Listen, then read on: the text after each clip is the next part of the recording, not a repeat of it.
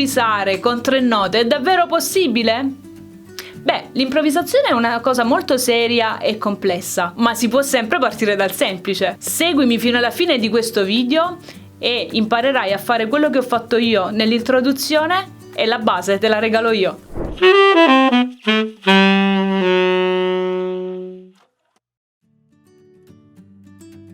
Ciao, sono Emanuela e sono una sassofonista e clarinettista professionista. Mi occupo essenzialmente di didattica, con lezioni online e nel mio studio di Bergamo. Se non l'hai ancora fatto, iscriviti al canale, così rimani sempre aggiornato sulle nuove uscite e contenuti esclusivi. Molto spesso, quando ci si approccia al mondo dell'improvvisazione, si fanno degli errori un pochino grossolani. Uno di questi errori, il più importante, è quello di voler fare troppo.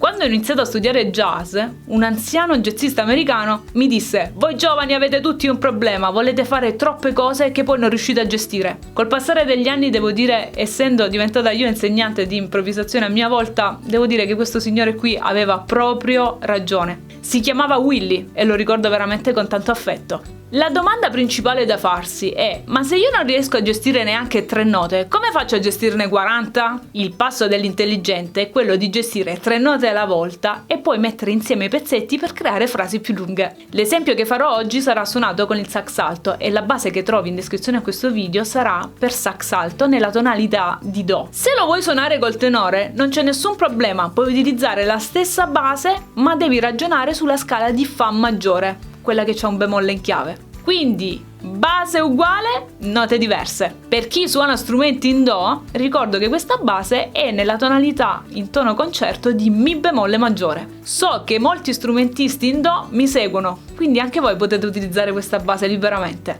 Bene, partiamo dalla scala di Do. Sappiamo che la scala di Do è una scala super semplice. Do, Re, Mi, Fa, Sol, La, Si, Do. Ripasso bene la scala.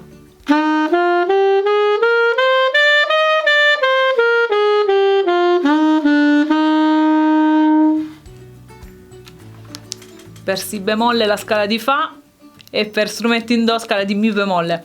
Scelgo una zona della scala per esercitarmi, una qualsiasi zona, facciamo finta Sol, La, Si, prendo queste 3 note e le suono. Facile, vero? Quando prendo queste 3 note devo metterle dentro un ritmo. La base fa ta ta ta ta ta ta tarara. Trovo un ritmo che funziona. Per esempio posso fare ta ta vai pa pa pa pa. Questa è un'idea, poi tu ti farai i tuoi ritmi come piacciono di più a te. Per esempio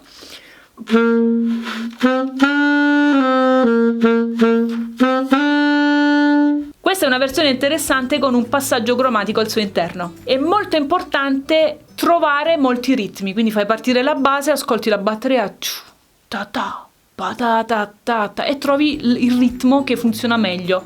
Consiglio, cantalo a voce, così poi lo porti sullo strumento in maniera più semplice.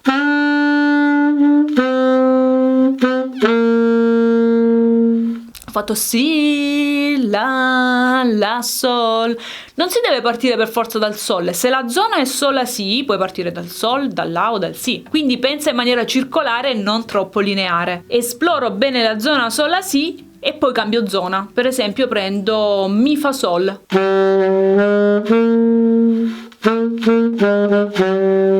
Posso fare dei ritmi che mi piacciono di più. Per esempio Fa, Sol, Mi.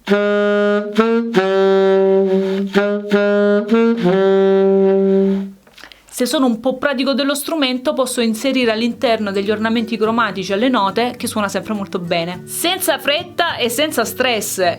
Prendilo come un vero e proprio gioco. La base che ho creato è abbastanza lenta, quindi ti dà tutto il tempo per pensare, per pianificare, per fare le tue note con tutta la calma del mondo. Non siamo a 240 battiti al minuto, tranquillo!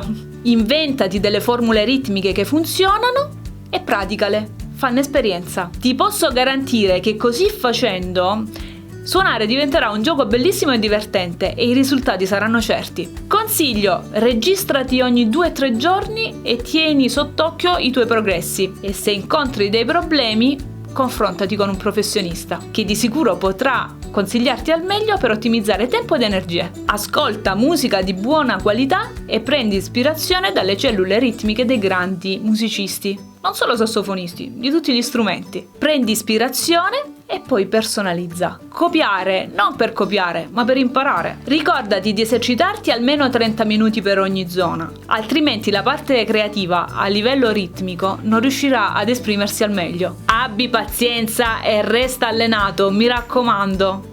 Insisti, percorri la strada e non tornare indietro dopo 2 passi. Vai avanti, sempre. Un esempio con più zone messe insieme. Di ogni zona non c'è bisogno di fare per forza tutte e 3 le note,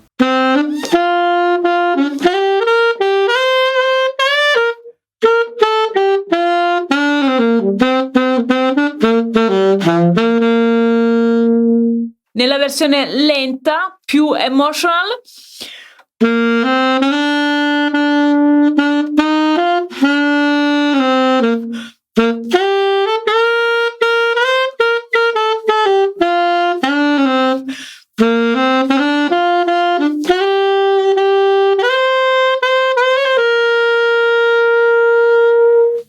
la base di questa pillola te la regalo io e ti metto il link in descrizione, ci clicchi su e la scarichi liberamente e puoi anche condividerla con i tuoi amici musicisti senza alcun problema. Io spero che questo piccolo contenuto sia uno sprono a studiare le scale a zone, come abbiamo visto. Sono piccole creazioni melodiche, non è una vera e propria improvvisazione, però è mettere un piede all'interno dell'improvvisazione, perché all'interno di un singolo accordo si ragiona un pochino così per creare le frasi. Quindi fanne esperienza, divertiti, suona, crea cose belle e non negarti mai la piacevolezza di suonare una tua frase. Io ti saluto e ti do appuntamento alla prossima pillola di improvvisazione.